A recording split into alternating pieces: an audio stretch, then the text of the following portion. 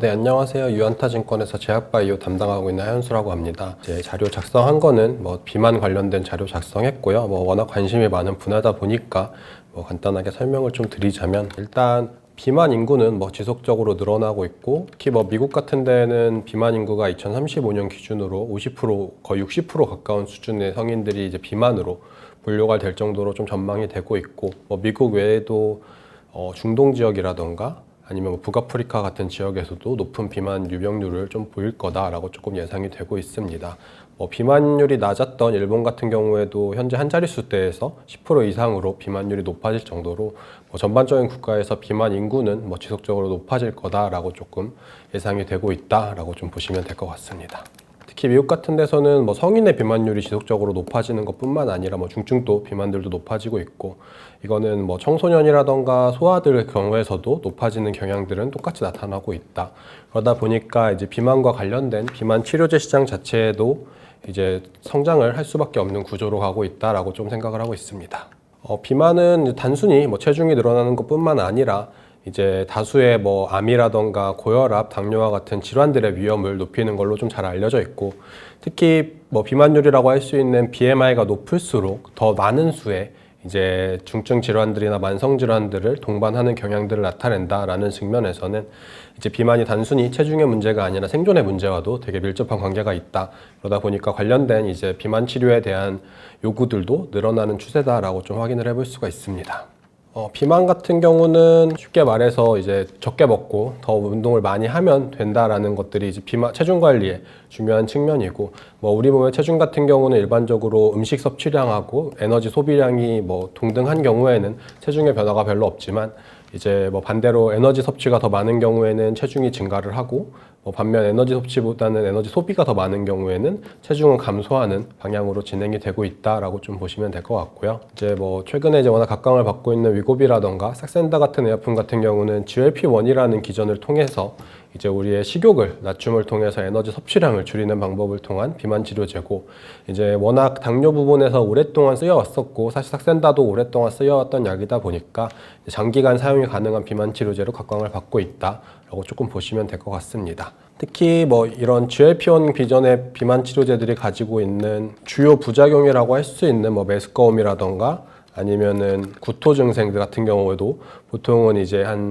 한두 달 정도 후부터는 많이 낮아지는 모습들을 통해서 이제 용량 조절을 통해서 이런 부작용들도 관리가 가능하다라는 측면도 GLP-1이 안전하면서 오랜 기간 쓸 수 있는 이제 다이어트 약으로 좀 각광을 받고 있는 부분이 있다라고 좀 생각을 하고 있고요. 그에 비해 반면에 이제 최근에 데이터를 냈던 리브스 파마 같은 경우는 식욕을 줄이는 부분보다는 오히려 에너지 대사량을 높임을 통해서 체중 감소 효과들을 좀 기대를 하고 있다라는 부분들이 있고, 리브스 같은 경우는 미토콘드리아의 대사를 높이는 방법이라고 할 수 있는 미토콘드리아 대사 관련된 기전들을 사용을 하고 있고, 최근에 나왔던 리브스의 데이터 같은 경우는 20주차 점에 한 3% 정도의 체중 감량을 보이면서 GLP-1 대비해서 감량치들이 높진 않은 모습들, GLP-1이 동일한 시점에 거의 10%, 15%대 체중 감소를 보인 거에 대비해서는 저조한 체중 감량을 보였는데, 좀 주목할 점은 리브스 파마의 약물 같은 경우는 그 림메스라고 하는 제지방 감소는 거의 없었고, 오히려 체지방 위주의 감소를 보이면서 근손실을 방어할 수 있다는 측면에서는 대사량을 높이는 비만 치료제들에 대한 가능성들을 좀 제시한 부분이 있다라고 좀 생각을 하고 있습니다. 그리고 작년부터 이제 각광을 받고 있는 부분 중에 하나는 결국은 막연히 다이어트의 효과로 여겼던 심혈관계 위험의 감소라던가 신장 질환의 위험도를 낮추는 부분들이 노보노디스크나 일라일리의 비만 치료제 임상들을 통해서 통계적으로 유의미한 임상 결과들을 확인을 하고 있다라는 측면들은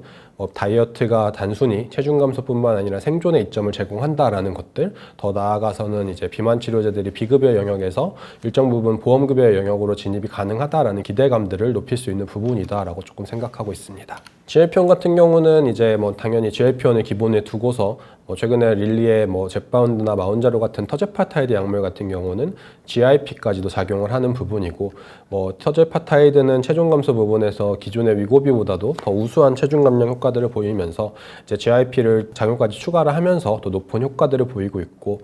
GIP에 대해서 또 다른 생각을 가지고 있는 암젠 같은 경우는 GIP를 억제하고 GLP-1만 자극하는 방법을 통해서 마리타이드라는 약물을 개발하고 있고, 초기 임상에서는 충분히 체중 감소 효과들을 보이면서 올해 연말에 임상 2상 결과에는 어떤 차이를 보일까에 대해서도 주목을 해볼 만하다라고 조금 보고 있습니다. 그래서 보시는 것처럼 현재 비만 치료제들의 개발 과정 같은 경우는 GLP-1을 중심에 두고서 GIP라던가 글루카곤 같은 거에 작용을 추가하던가, 아니면 노보노디스크가 하는 것처럼 아밀린 작용제라던가, 아니면 펩타이드 PYY와 같은 이제 추가적인 작용 기전들을 추가하는 모습들을 통해서 GLP-1 기반의 이제 비만 치료제들의 확장을 이어가고 있다라고 보고 있는 상황이다라고 좀 생각을 하고 있고요. 현재까지 이제 가장 체중 감소 효과가 좋았던 3중 작용제 같은 경우는 이제 일라이릴리의 레타트루타이드가 있고, 레타트루타이드 같은 경우는 48주에 거의 24% 정도의 체중 감소를 보이면서 현재까지 임상 단계에서 보여준 감량으로는 가장 좋은 모습들을 보여줬다라는 부분들, 이제 국내에서는 한미약품이 동일한 기전에 이제 3중 작용제들의 이제 임상 1상을 새 스타트를 했었고, 연초에 공개됐던 전임상 데이터들을 봤을 때는 릴레 레타트루타이드와 한미의 이제 HM1527호 같은 경우가 동물 모델에서 거의 비슷한 데이터들을 보였다는 측면에서는 한미의 이제 파이프라인 같은 경우도 임상 단계에서 충분히 20% 중반 내외의 체중 감량을 기대할 수 있겠다라고 좀 예상을 하고 있고요. 반면 이제 노보노디스크 같은 경우는 아밀린 작용제를 선택을 했었고, 아밀린 작용제 같은 경우도 이제 GLP-1과 병용하고 있는 카그리세마 같은 경우가 임상 1상에서 20주차 시점에 17% 정도의 체중 감량을 보이면서 좋은 체중 감량들을 보였고, 아밀린 같은 경우는 이제 GLP-1과 작용이 비슷함에도 불구하고 근육의 손실들도 조금 적은 부분들, 아니면 그러다 보니까 약물 중단 이후에도 체중이 증가하는 경향들도 좀 덜하다라는 부분에서는 차세대 이제 비만 치료제로 좀 주목을 받는 부분이 있다라고 좀 보여지고 있고, 아밀린과 이제 GLP-1을 병용하고 있는 카그리세마의 임상 결과 같은 경우는 올 4분기에 노보노디스크가 좀 공개를 할 예정으로 좀 예상이 되고 있다 보니까 차세대 비만 치료제로 아마 등장이 가능하지 않을까라고 좀 생각하고 있습니다. 이제 비만 치료제들의 GLP-1 기반의 비만 치료제들 경쟁이 좀 증가를 하면서 결국 비만 치료제 간의 경쟁력에서 근육 양량을 지킬 수 있고 근손실을 막아준다라는 측면들은 더 중요해질 수밖에 없을 걸로 보여지는데, 이제 첫 번째는 GLP-1 기반의 비만 치료제들이 대부분 투약을 중단하고 나서 체중이 감소를 했음에도 불구하고 다시 회복되는 경향들을 보였고, 이런 거의 주요한 원인 중에 하나는 이제 GLP-1 기반의 비만 치료제들이 식사량을 줄이다 보니까 지방 조직만 없어지는 게 아니고 골격근의 감소들도 유발을 하게 되고, 골격근은 우리 몸에서 이제 대사에서 지방보다는 월등히 높은 비중을 차지하고 있다 보니까 이 골격근의 손실이 향후에 이제 기초 대사량을 낮추는 문제들, 더 나아가서는 이제 약물을 끊은 이후에 체중의 증가로 이어지고 있다라는 측면에서는 결국 근육량을 얼만큼 보존하는지가 첫 번째로 중요해질 수밖에 없겠다라고 좀 예상을 하고 있고요. 두 번째는 이제 고령 인구일수록 근육량이 많이 있는 환자들이 근육량이 부족한 환자들보다 생존에서 훨씬 더 유리한 측면에 있다라는 점도 결국은 고령의 비만 환자들에서는 GLP-1 기반의 비만 치료제들에서는 결국 얼마나 많은 근육을 지킬 수 있는지가 더 높은 경쟁력으로 부각이 될 수밖에 없겠다라는 측면에서 근육에 대한 중요도는 더 높아지겠다라고 좀 예상을 하고 있습니다. 그러다 보니까 이제 근육의 감소를 줄여주거나 더 나아가서는 근육을 늘려줄 수 있는 약물에 대한 접근도 이어지고 있고, 릴리 같은 경우는 지난해 이제 버사니스 테라피틱스를 인수를 하면서 비마그루맙이라는 약물을 도입을 했고, 비마그루맙 같은 경우는 액티빈2 수용체를 억제하는 약물로, 이제 액티빈2 수용체를 억제하게 되면 근육에 이제 위축이라던가 근손실을 막아주는 기전을 가지고 있어서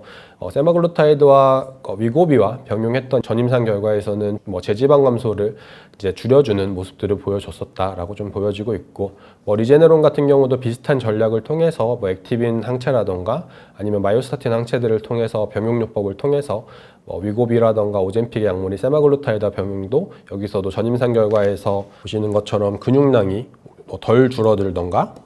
아니면은 2개까지 다 병용한 결과에서는 더 높아지는 모습들을 보여주면서 이제 근손실을 줄여주고 아니면 근육의 낭을 더 늘려주는 약물들에 대한 개발들도 이어지고 있다라는 측면에서는 이제 비만 치료제들이 조금 더 실제 우리의 다이어트와 더 가까워지는 모습들을 추구를 하고 있다라고 좀 생각을 하고 있습니다. 이제 마지막은 경구용 비만 치료제에 대한 전망인데, 이제 비만 치료제 같은 경우가 삭센다는 등장을 한 지가 거의 10년이 가까운 약물임에도 불구하고 최대 매출액이 15억 달러 정도에 불과했었던 반면에, 이제 위고비라던가 잭바운드 같은 일주 제형 약물들 같은 경우는 등장 이후에 단기간에 거의 50억 달러 가까운 매출들을 각각 기록을 하면서 시장의 크기들을 급격히 늘려오는 모습들은 결국은 이제 오랜 기간 삭센다를 쓰면서 GLP-1 비만 치료제에 대한 인식이라던가 이해도가 증가한 부분도 있겠지만, 이제 매일매일 맞아야 되는 투약 부담에서 이제 주 1회만 맞아도 된다는 부담감이 낮아졌던 부분들이 환자들의 유입을 더 높이는 요인과 시장의 확대를 이끌었다라고 좀 생각을 하고 있습니다.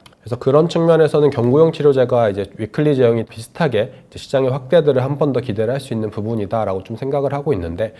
보시는 것처럼 이제 제형에 대한 설문조사에서도 일주일 주사보다는 이제 경구용 제형에 대한 선호도가 월등히 높은 모습들을 보여줬었고, 이거는 이제 경구용 제형이 복용이 불편했던 리벨서스임에도 불구하고 투약 방법을 설명해준 이후에도 반반 정도로 비슷한 모습을 보였다는 거에서는 경구용 제형에 대한 환자 선호도가 월등히 높다라고 좀 보고 있습니다. 이런 부분에서는 이제 과거에 위클리 제형이 등장했음에도 불구하고 주사에 대한 거부감 등으로 이제 비만 치료제 시장에 진입하지 않았던 환자들도 경구용 치료제가 등장을 하면서 이제 시장으로 들어올 수 있는 환자군으로 확대가 가능하겠다라는 부분에서는 경구용 치료제가 비만 시장을 한 번 더 확대하는 기회가 되지 않을까라고 좀 생각을 하고 있습니다. 현재 경구용 비만 치료제들은 펩타이드와 저분자로 접근을 하고 있는 두 방법론이 있고, 첫 번째로 펩타이드로 접근을 하고 있는 부분에서는 이제 대표적으로 노보노디스크가 있다라고 한다면, 저분자 부분에서는 일라이릴리라던가 화이자들이 좀 도전을 하고 있다라고 좀 보고 있는데, 이제 펩타이드를 통해서 접근을 하고 있는 부분에서는 펩타이드 같은 경우가 흡수율이 워낙 낮은 부분들이 있다 보니까 이제 가격 경쟁력이라던가 아니면은 생산량을 확대하는 부분에서는 조금 어려움을 겪고 있는 반면에, 이제 부작용적인 측면에서는 우수한 안전성을 장점으로 해서 펩타이드가 경쟁력을 가지고 있다라고 좀 생각을 하고 있고요. 반면 저분자 약물 같은 경우는 생산성이라던가 가격 경쟁력 측면에서는 월등히 우수한 측면이 있지만, 그리고 효과적인 측면에서는 이미 펩타이드나 저분자나 다 유의미한 체중 감소를 보였다 보니까 저분자 같은 경우는 여기서 개선을 해야 되는 부분은 결국 높았던 부작용이라던가 약물 중단 비율에 있다라는 측면에서는 결국은 이제 투약 스케줄링이나 이런 것들에 대한 조정을 통해서 얼마나 부작용을 개선 가능한지가 결국 관건일 수밖에 없다라고 좀 생각을 하고 있고, 저분자로 개발을 가장 빠르게 이어가고 있는 릴리의 오포글로프론 같은 경우가 이제 내년 3분기에 이제 임상 결과들을 확인을 할 수 있다라는 측면에서는 부작용률이 얼마나 개선이 되는지에 대한 좀 관심을 가져볼 필요가 있지 않나라고 좀 생각을 하고 있습니다. 그래서 각각 펩타이드는 흡수율, 저분자 약물 같은 경우는 부작용 개선이 좀 필수적이다라고 조금 생각을 하고 있고, 이 부분에서 서로 간의 경쟁력을 좀 찾아볼 수 있겠다라고 좀 생각하고 있습니다. 요약해서 좀 말씀을 드리자면은 2035년에 전 세계 인구의 한 4분의 1 정도가 비만 인구가 될 정도로 비만의 인구가 계속 늘어나고 있는 추세들, 그리고 특히 BMI가 높은 환자들일수록 더 많은 수의 만성질환을 동반한다라는 측면에서는 비만에 대한 위험도라던가 이런 것들, 아니면 비만 치료제에 대한 시장에 대한 전망들은 커질 수밖에 없는 구조로 가고 있다라고 좀 생각을 하고 있고, GLP-1 기존의 비만 치료제 같은 경우는 이제 등장을 한 이후에 위고비 이런 약물들이 등장하고 나서부터도 이제 GLP-1, GIP 작용제인 젯바운드가 등장을 했고, 3중 작용제인 레타트루타이드라던가 아니면 아밀린 작용제인 카그리세마까지 해서 비만 치료제들은 추가적인 기전을 가지고 확대를 해나가고 있다라는 측면들, 그리고 GLP-1 비만 치료제들이 이미 감량 수준이 좀 이제 20%대에 접어들기 시작하면서 점차적으로 비만 치료제들에서는 중요해지고 있는 거는 근감소에 대한 부분들이 강해지고 있다라고 좀 생각을 하고 있고, 마지막으로 이제 비만 치료제 시장에서 경구용 비만 치료제들이 등장을 가능할 거다라고 좀 보고 있는데, 경구용 비만 치료제 같은 경우는 위클리 제형이 등장했던 거와 비슷하게 한 번 더 이제 시장에 진입하지 못했던 신규 환자들을 끌어들이는 요소로 충분히 기대를 해볼 만하다라고 좀 생각하고 있습니다. 그리고 경구제에서 펩타이드와 저분제의 경쟁에서는 각각 이제 흡수율이라던가 부작용 측면에 대한 개선이 필요하다라고 좀 생각을 하고 있습니다. 네, 지금까지 들어주셔서 감사합니다.